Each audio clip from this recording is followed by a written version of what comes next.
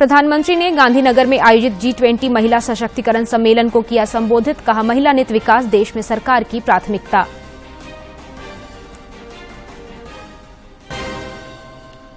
विधानसभा में आज भी सत्ता पक्ष और विपक्ष के शोर शराबे के कारण प्रश्नकाल बाधित। नियोजन नीति और कानून व्यवस्था को लेकर विपक्षी सदस्यों का हंगामा। सत्ता पक्ष ने भी किया प्रदर्शन। केंद्रीय मंत्री अर्जुन मुंडा ने भाषाओं के संरक्षण एवं संवर्धन तथा बहुभाषी साहित्य क्षेत्र में अधिक काम करने की आवश्यकता पर दिया बल। नई शिक्षा नीति को बताया क्रांतिकारी। और हजारीबाग में आभूषण चोरी मामले में 3 गिरफ्तार, लगभग 7 लाख के आभूषण बरामद। गिरिडीह पुलिस अधीक्षक ने की समीक्षा। आपराधिक गतिविधियों पर नकेल कसने के दिए निर्देश।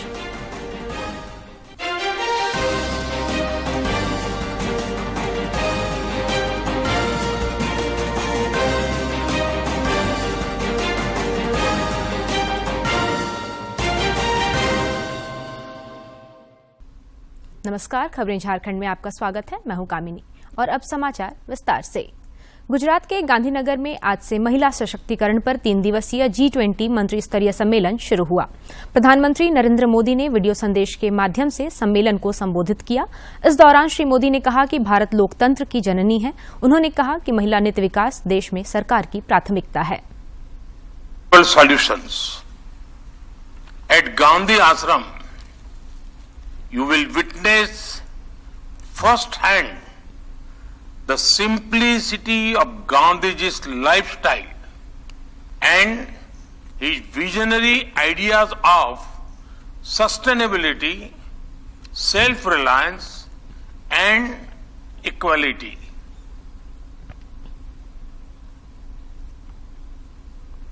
उधर मैसूर में चल रहे G20 शिखर सम्मेलन का आज समापन होगा। विश्लेषण केंद्र निदेशक गुलबेन साहिन बेओगलू व ग्लोबल सॉल्यूशंस इनिशिएटिव जर्मनी के अध्यक्ष डेनिस स्नोवर और है होंग गाओ इस सत्र में शामिल होंगे। साथ ही आजीविका सुरक्षित करने के लिए मैक्रो नीतियां, मैक्रो इकोनॉमिक्स और व्यापार पर पुनर्विचार विषय पर भी चर्चा होगी। वहीं दूसरे सत्र के दौरान सतत विकास को बचाना, 2030 एजेंडे के लिए नए रास्ते तलाशना जैसे विषयों पर भी चर्चा की जाएगी। साथ ही आज तत्काल उपाय, वैश्विक संस्थानों और ढांचे में सुधार विषय पर भी चर्चा होगी, जो G20 प्रेसिडेंसी की प्राथमिकताओं पर विचारों और अंतर्दृष्टि को सामूहिक रूप से प्रदर्शित करने का अवसर प्रदान करेगा। झारखंड के एनडीए सांसदों के साथ संवाद के बाद आज प्रधानमंत्री नरेंद्र मोदी काशी और अवध क्षेत्र तथा दक्षिणी राज्यों के एनडीए सांसदों के साथ चर्चा करेंगे। बात की थी। बैठक में बीजेपी के प्रमुख नेता भी मौजूद रहे थे।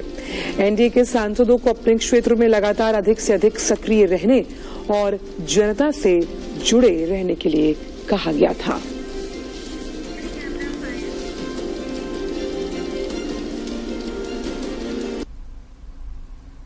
संसद के दोनों सदनों में आज भी गतिरोध देखने को मिला। लोकसभा की कार्यवाही शुरू होने पर जनहित से जुड़े कुछ सवाल प्रश्नकाल के दौरान लिए गए, लेकिन विपक्षी सदस्यों का शोर शराबा जारी रहा।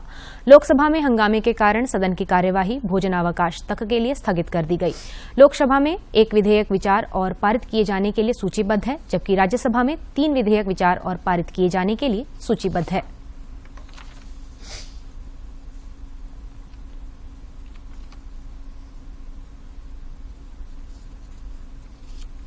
रांची के सांसद संजय सेठ ने कल संसद में नियम 377 के तहत कैंसर को अधिसूचित बीमारियों की श्रेणी में शामिल करने की मांग की। उन्होंने बताया कि विगत 4 वर्षों में झारखंड में कैंसर से 93,000 से अधिक मौतें हुई हैं। समय में नियम 377 के तहत कैंसर के खिलाफ एक आवाज हमने उठाई। हमने ये रखा मांग कि कैंसर जो एक बहुत जटिल बीमारी है और भयावह रूप ले रही है, इसको अधिसूचित श्रेणी में, अधिसूचित बीमारियों की श्रेणी में डाला जाए। और जब अधिसूचित बीमारियों की श्रेणी में इसको डालेंगे, इसकी ट्रैकिंग कर पाएंगे, इसके खिलाफ लड़ाई लड़ पाएंगे। और आप देखो कि कैसे प्रधानमंत्री नरेंद्र मोदी जी के नेतृत्व में हमने कोरोना का युद्ध जीता। और प्रधानमंत्री नरेंद्र मोदी जी जो बहुत सारी कल्याणकारी योजनाएं चला रहे हैं, अब जरूरत इस बात की है कि इसके खिलाफ, इस समस्या के खिलाफ हम एकजुट हों, इसको अधिसूचित बीमारी की श्रेणी में लाकर इसको परास्त करें। आज इस विषय पे हमने लोकसभा में अपने बात। झारखंड विधानसभा के मानसून सत्र के चौथे दिन आज भी लगातार हंगामा देखने को मिला। सदन की कार्यवाही शुरू होते ही विपक्षी सदस्यों ने नियोजन नीति और विधि व्यवस्था का मुद्दा आज फिर उठाया। इस दौरान सत्ता पक्ष के सदस्यों द्वारा भी शोर शराबा किया गया। शोर शराबे के कारण सदन की कार्यवाही पहले 20 मिनट के लिए और बाद में दोपहर 12:30 बजे तक के लिए स्थगित करनी पड़ी। इससे पहले विधानसभा परिसर में सत्ता पक्ष और विपक्ष के सदस्यों ने कई मुद्दों को लेकर विरोध प्रदर्शन किया।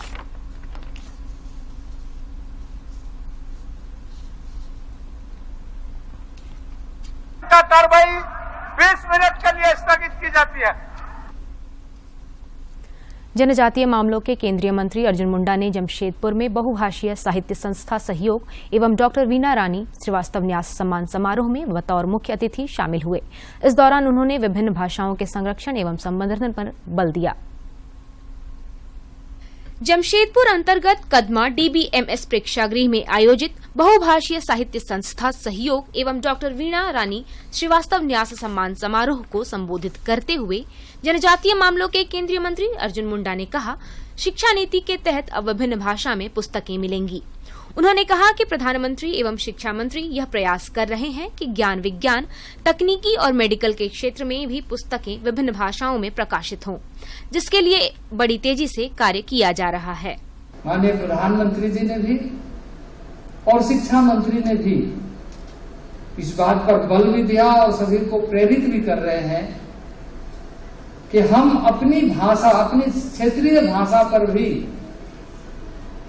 या ऐसे भाषाएं जिन भाषाओं को हम आगे लेकर आने वाले दिनों में अपनी भारत की विविधता को और मजबूती के साथ प्रस्तुत कर सकते हैं, उसको आगे बढ़ाने का कार्य और तकनीकी क्षेत्र में भी, मेडिकल में भी हमारी अपनी भाषा की पुस्तकें कैसे आए। उन्होंने इस बात पर प्रसन्नता जताई कि सहयोग संस्था बहुभाषी भाषाओं के संरक्षण एवं संवर्धन के लिए काम कर रही है। श्री मुंडा ने कहा कि हमें अपनी भाषा पर गर्व करते हुए नवाचार को सामने लाने के लिए प्रयास करना चाहिए। अब देखेंगे नई शिक्षा नीति में जहां बहुभाषी उसके संरक्षण संवर्धन के लिए नए तरीके से कैसे कार्य किए जाए। हमें अपने भाषा पर गर्व करते हुए केंद्रीय मंत्री ने कहा कि हमारा देश अलग अलग बोली भाषा एवं विविधता और संस्कृतियों का समावेश है। जनता अपनी भाषा और संस्कृति को भूल रही है, जो दुखद है। इसलिए बहुभाषी साहित्य क्षेत्र में और अधिक काम करने की आवश्यकता है, क्योंकि भारत विविधताओं का देश और हम सब के लिए बहुत महत्व का है कि भारत को अगर जानना है तो भारत के साहित्य को जानना चाहिए विविध भाषाओं में। और मुझे इस बात के लिए और ज्यादा इस कार्यक्रम में आने के लिए प्रेरित किया कि बहुभाषीय साहित्यिक क्षेत्र में कार्य करना। इस दौरान विशिष्ट अतिथि के रूप में उपस्थित डॉक्टर मीरा मुंडा ने कहा, लोग अपनी भाषा संस्कृति को भूलते जाते हैं। उन्होंने कहा कि अपनी संस्कृति से कटना दुखद है। श्रीमती मुंडा ने बताया कि किस प्रकार एक जॉइंट फैमिली में रहते हुए उन्होंने अपनी पढ़ाई पूरी की और अब शोध भी पूरा किया है। लोग अपनी संस्कृति और मातृभाषा को भूलते जा रहे हैं। सहयोग संस्था पीढ़ियों को दिशा दिखाने का महत्वपूर्ण कार्य कर रही है। अपनी संस्कृति से कटना एक दुखद परिस्थिति है। इस अवसर पर सांस्कृतिक कार्यक्रम का भी आयोजन किया गया। कार्यक्रम में विभिन्न प्रतियोगिता में विजय प्रतिभागियों को सम्मानित किया गया, साथ ही पुस्तक का भी लोकार्पण किया गया। जमशेदपुर से राजेश कुमार लाल दास की रिपोर्ट। सूचना और प्रसारण मंत्रालय के सचिव अपूर्व चंद्र ने दिल्ली में आयोजित पुस्तक मेले में प्रकाश विभाग के स्टॉल का दौरा किया। इस दौरान उन्होंने आर्ट, कल्चर एंड हेरिटेज पुस्तक का विमोचन किया।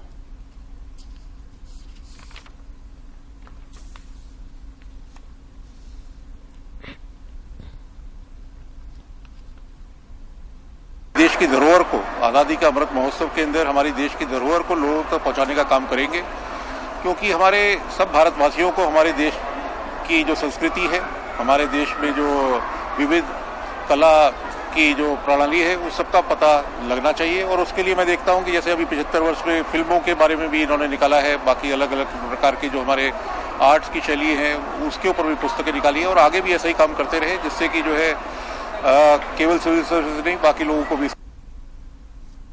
मुख्यमंत्री हेमंत सोरेन से कल झारखंड विधानसभा स्थित मुख्यमंत्री कक्ष में प्रदेश कांग्रेस अध्यक्ष राजेश ठाकुर एवं ग्रामीण विकास मंत्री आलमगीर आलम ने मुलाकात की। इस दौरान मुख्यमंत्री से उन्होंने राज्य में अल्पसंख्यक आयोग एवं वक्फ बोर्ड के गठन की प्रक्रिया को जल्द पूरा करने का आग्रह किया। मुख्यमंत्री ने राज्य अल्पसंख्यक आयोग एवं वक्फ बोर्ड के गठन की प्रक्रिया को जल्द पूरा करने का उन्हें भरोसा दिलाया। गिरिडीह के पुलिस अधीक्षक दीपक कुमार शर्मा ने पुलिस अधिकारियों के साथ अपराध समीक्षा बैठक कर अपराधियों के खिलाफ कठोर कार्रवाई का आदेश दिया है।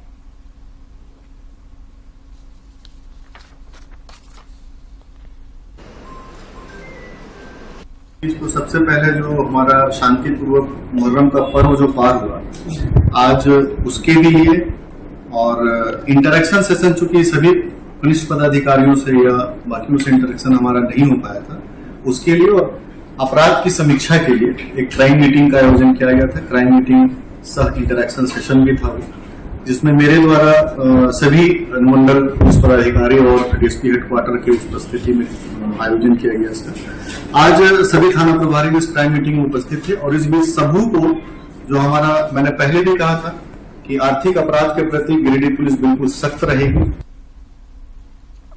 मंत्रिमंडल निर्वाचन विभाग द्वारा लोकसभा चुनाव की आवश्यक तैयारियों के क्रम में कल राज्य स्तरीय मास्टर ट्रेनर्स को प्रशिक्षण दिया गया। रांची स्थित मुख्यालय में आयोजित इस 2 दिवसीय प्रशिक्षण कार्यक्रम में राज्य भर से आए मास्टर ट्रेनर्स की सहभागिता रही। भारत निर्वाचन आयोग के निर्देशानुसार राज्य स्तर के मास्टर ट्रेनर्स का 3 चरणों का प्रशिक्षण दिया जाना है। 2 चरण का प्रशिक्षण पहले ही पूरा किया जा चुका है।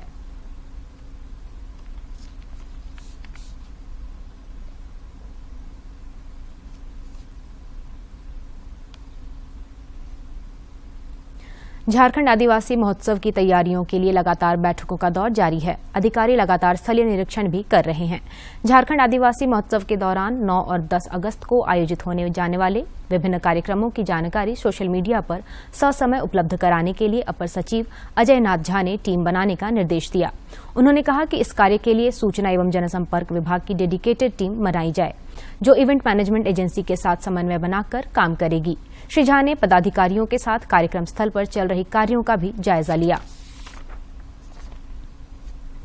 उधर भारतीय जनता पार्टी ने आरोप लगाया है कि विश्व आदिवासी दिवस पर आयोजित होने वाले कार्यक्रम की तैयारी को लेकर बिरसा मुंडा स्मृति पार्क को नुकसान पहुंचाया जा रहा है।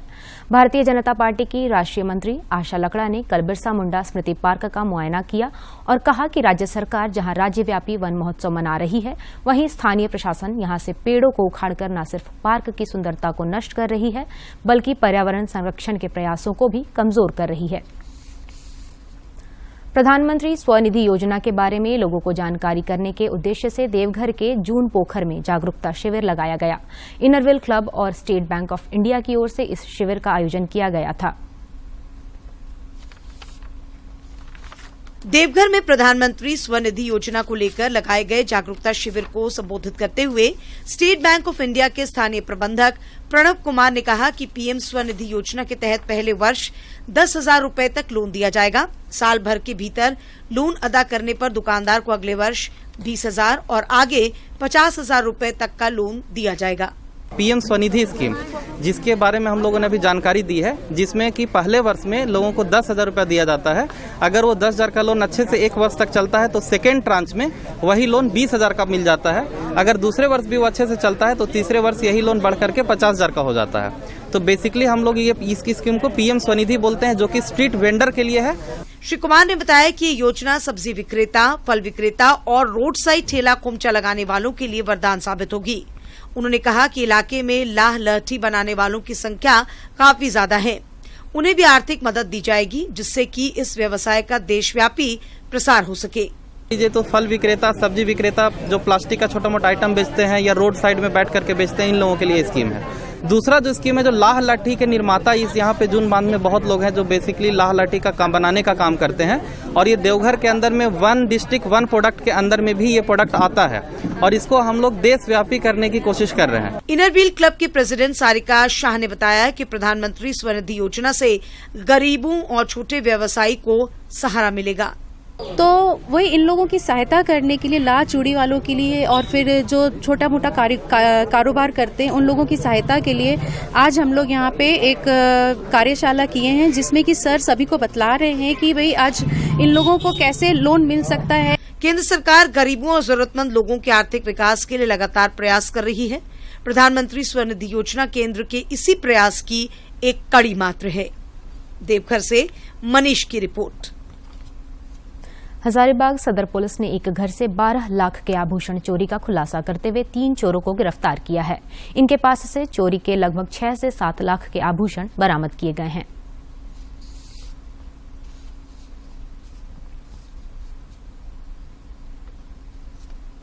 इसी क्रम में उपचार के माध्यम से पता चला कि इस व्यक्ति के द्वारा घटना का अंजाम दिया गया। इसमें मुख्य रूप से पुरुषोत्तम कुमार यादव है, पंडित कुमार और एक राज गुप्ता करके है, उसके द्वारा घटना को अंजाम दिया गया। तीनों व्यक्तियों ने अपने अपने कन्फेशन में शुरुआती में अपराध को स्वीकार किया।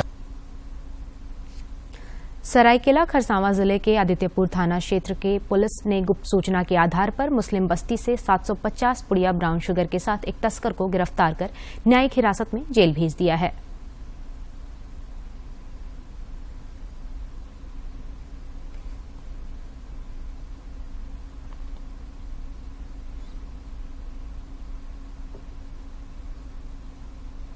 श्री भगवान महावीर विकलांग सहायता समिति एवं मारवाड़ी युवा मंच स्टील सिटी शाखा के संयुक्त तत्वाधान में जमशेदपुर के साक्षी स्थित अग्रसेन भवन में 3 दिवसीय निःशुल्क कृत्रिम अंग प्रत्यारोपण शिविर का आज दूसरा दिन है।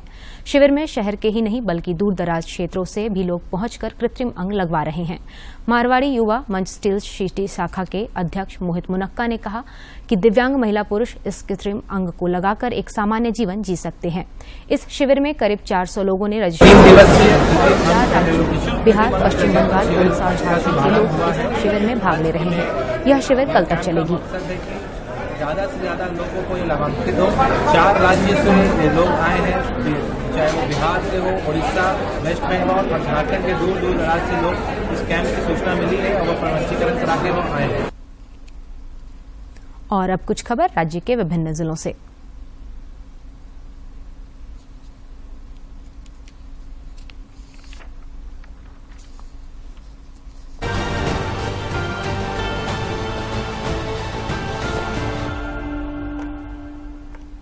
साहेबगंज के जवाहर नवोदय विद्यालय में 74वें वन महोत्सव का आयोजन हुआ। इस दौरान मुख्य अतिथि के रूप में प्रधान जिला एवं सत्र न्यायाधीश मनोज कुमार और विशिष्ट अतिथि के रूप में उपायुक्त रामनिवास यादव समेत अन्य लोग उपस्थित थे। इस अवसर पर बताया गया कि पूरे जिले में वन प्रमंडल द्वारा इस वर्ष 11 लाख वृक्ष लगाने का लक्ष्य रखा गया है।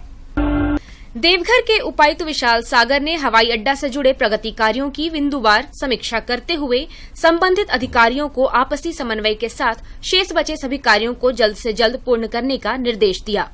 इसके अलावा नाइट लैंडिंग से जुड़े कार्यों की समीक्षा करते हुए उन्होंने एयरपोर्ट अथॉरिटी के अधिकारियों को आवश्यक दिशा निर्देश दिया। इस दौरान बताया गया कि एयरपोर्ट परिसर के आसपास चिन्हित कुल 7 मकानों को नियमानुसार हटाने की कार्रवाई तथा मूल्यांकन पूर्ण कर लिया गया है। केंद्रीय मंत्री सह खूंटी सांसद अर्जुन मुंडा ने देश में रसायन विज्ञान के जनक आचार्य प्रफुल्ल चंद्र रे की जयंती पर उन्हें सादर नमन किया है। श्री मुंडा ने एक फोटो साझा करते हुए कहा कि रसायन विज्ञान के क्षेत्र में उनके योगदान और रसायन विज्ञान में पहले आधुनिक भारतीय शोध विद्यालय की स्थापना में उनके प्रयासों को हमेशा याद किया जाएगा।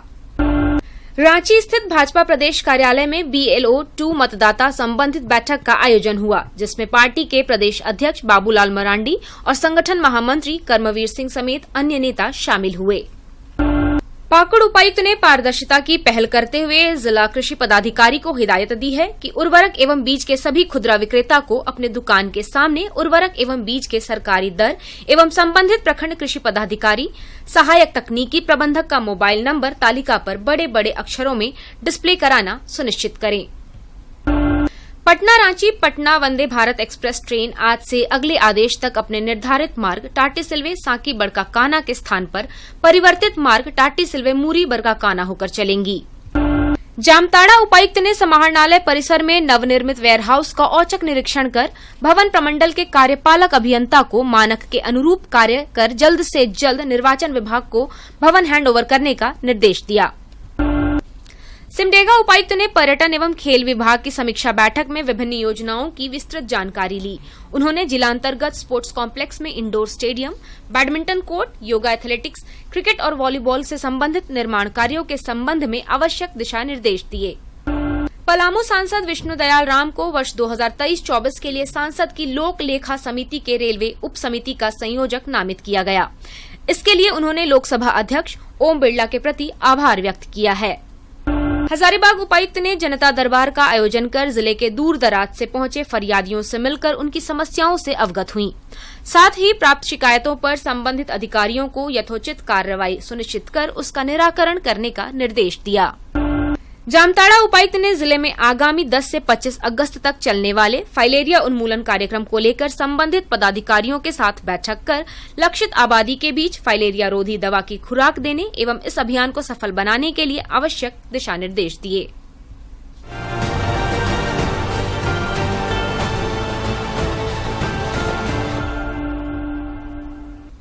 रांची सहित देश में दूरदर्शन के विभिन्न प्रादेशिक समाचार एकांश में कुल 215 पदों पर भर्ती की प्रक्रिया शुरू हुई है। रांची के लिए वरीय संवाददाता, एंकर सह संवाददाता, bulletin editor, copy editor, broadcast executive, video post production assistant, videographer, packaging सहायक, कंटेंट एग्जीक्यूटिव के पद ऑनलाइन आवेदन आमंत्रित किए गए हैं।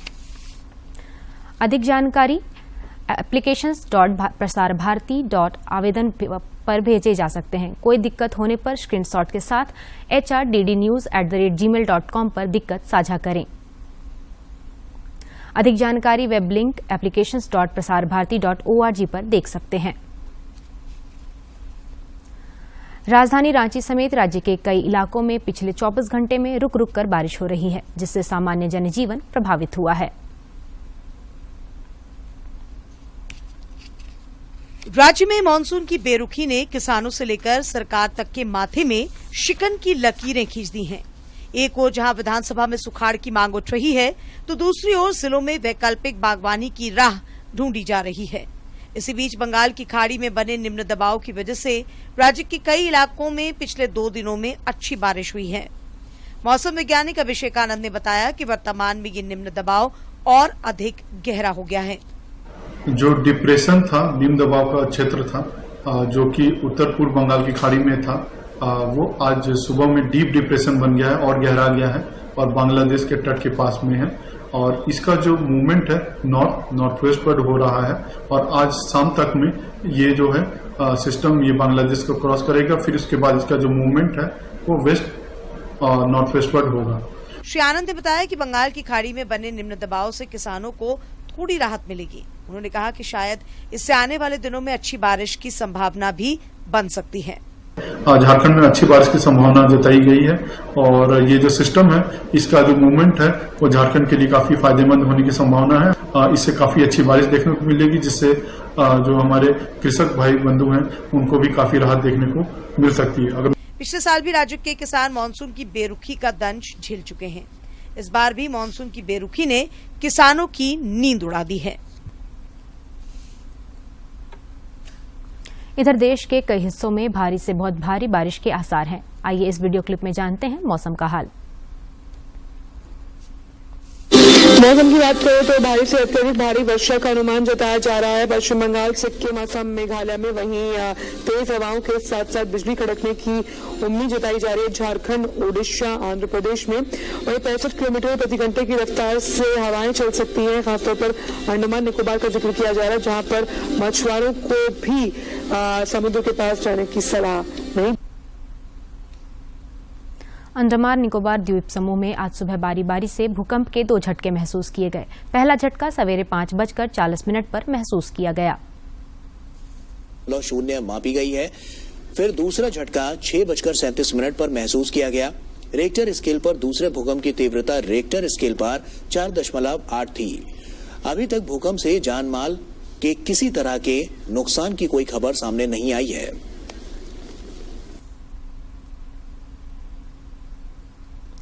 आइए देखते हैं कारोबार जगत से जुड़ी खबरें।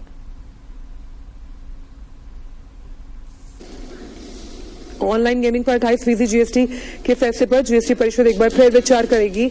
आज वित्त मंत्री की अध्यक्षता में वर्चुअल तरीके से जीएसटी परिषद की बैठक होनी है, जिसमें मुख्य रूप से ऑनलाइन गेमिंग, हॉर्स रेसिंग और कैसीनो पर 28% जीएसटी को लेकर विचार विमर्श किया जाएगा। परिषद की गत बैठक में ऑनलाइन गेमिंग, हॉर्स रेसिंग व कैसीनो पर 28% जीएसटी लगाने का फैसला किया गया था। काउंसिल के फैसले के मुताबिक ऑनलाइन गेमिंग की हर बाजी पर 28% जीएसटी देना होगा। सूत्रों के मुताबिक काउंसिल की बैठक में गेम ऑफ स्किल को 28% से मिल सकती है राहत। वर्ष 2023-24 के रिकॉर्ड 6 करोड़ 77 लाख से अधिक आयकर रिटर्न दाखिल किए गए। केंद्रीय प्रत्यक्ष कर बोर्ड सीबीडीटी ने बताया कि सोमवार तक दाखिल किए गए आईटीआर की कुल संख्या पिछले वित्तीय वर्ष की तुलना में 16% यानी कि पहले के 5 करोड़ 83 लाख से अधिक। सोमवार को अंतिम दिन एक ही दिवस में 64 लाख से ज्यादा रिटर्न हुए दाखिल। भारतीय रिजर्व बैंक ने कहा है कि 2000 रुपए मूल्य के करीब 88% नोट 31 जुलाई तक बैंकों में वापस आ चुके हैं, यानी 2000 रुपए मूल्य के कुल 3.14 लाख करोड़ रुपए 31 जुलाई तक चलन से वापस आ चुके हैं। घरेलू शेयर बाजारों के प्रमुख सूचकांक सेंसेक्स और निफ्टी कल हल्की गिरावट के साथ हुए बंद। सेंसेक्स 68 अंक यानी 66,459 पर बंद हुआ। वहीं अगर नेशनल स्टॉक एक्सचेंज निफ्टी का जिक्र करें तो 20 अंक फिसल कर 19,733 पर। मई 2023 में देश में मोबाइल धारकों की कुल संख्या मामूली 0.01% की बढ़त के साथ 114.32 करोड़ पर पहुंच गई है। वहीं देश में ब्रॉडबैंड कनेक्शन धारकों की कुल संख्या 85.68 करोड़ रही है। सेबी ने सुनिश्चित रिटर्न का वादा करने, अपनी वेबसाइट पर भ्रामक दावा करने और ग्राहकों को गलत बिक्री करने के लिए निवेश सलाहकार कंपनी इन्वेस्टमेंट वाइजर पर 12 लाख रुपए का जुर्माना लगाया।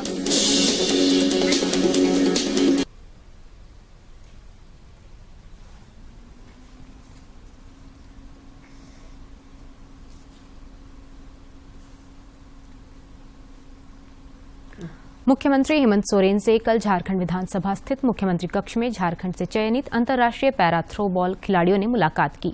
इस अवसर पर खिलाड़ियों ने बताया कि मलेशिया में आयोजित पैरा थ्रो बॉल प्रतियोगिता में भारतीय टीम के पुरुष और महिला दोनों वर्गों ने स्वर्ण पदक जीता है। भारतीय पैरा थ्रो बॉल टीम के महिला वर्ग में झारखंड से अनीता तिर्की, तारामणि लकड़ा, महिमा उरांव, प्रतिमा तिर्की और अशंता टोप्पो शामिल थीं। वहीं पुरुष वर्ग में मुकेश कंचन एवं सनोज महतो शामिल थे। इस मौके पर मुख्यमंत्री ने सभी पैरा थ्रो बॉल खिलाड़ियों को शुभकामनाएं दी।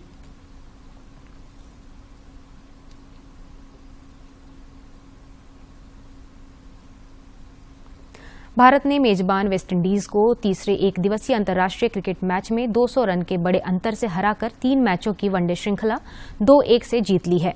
आइए इस क्लिप में देखते हैं खेल से जुड़ी खबरें।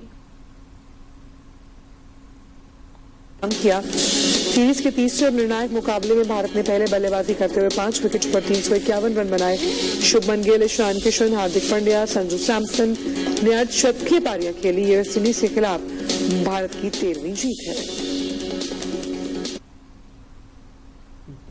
और अब अंत में मुख्य समाचार एक बार फिर।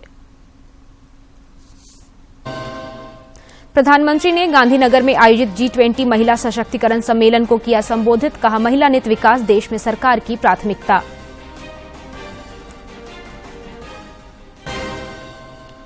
विधानसभा में आज भी सत्ता पक्ष और विपक्ष के शोर शराबे के कारण प्रश्नकाल बाधित। नियोजन नीति और कानून व्यवस्था को लेकर विपक्षी सदस्यों का हंगामा। सत्ता पक्ष ने भी किया प्रदर्शन। केंद्रीय मंत्री अर्जुन मुंडा ने भाषाओं के संरक्षण एवं संवर्धन तथा बहुभाषी साहित्य क्षेत्र में अधिक काम करने की आवश्यकता पर दिया बल। नई शिक्षा नीति को बताया क्रांतिकारी। और हजारीबाग में आभूषण चोरी मामले में 3 गिरफ्तार, लगभग 7 लाख के आभूषण बरामद। गिरिडीह पुलिस अधीक्षक ने की समीक्षा। आपराधिक गतिविधियों पर नकेल कसने के दिए निर्देश।